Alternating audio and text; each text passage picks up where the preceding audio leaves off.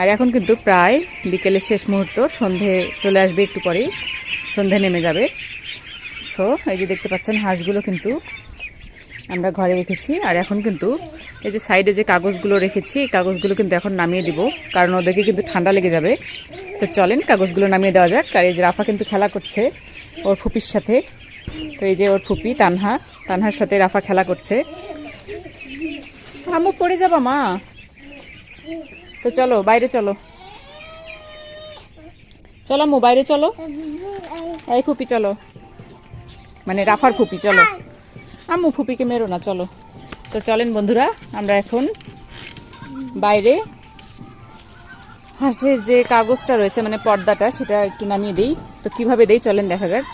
তো যাদের খামার আছে তারা কিন্তু জানেন এভাবে কিন্তু কাগজ কিন্তু এভাবে দিতে হয়, না হলে কিন্তু হাঁসেরদের অনেক ঠান্ডা লাগে, আর ঠান্ডা লাগানো কিন্তু একদমই যাবে না।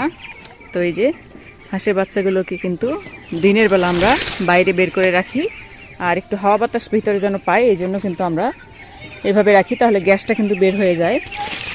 সো এই তো হয়ে গেল, এই যে দেখতে পাচ্ছেন এইভাবে কিন্তু আমরা ঢেকে দেই।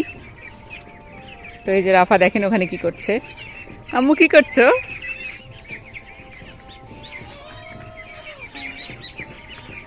তো চলেন বাকি কাজটা আমরা করে নিই।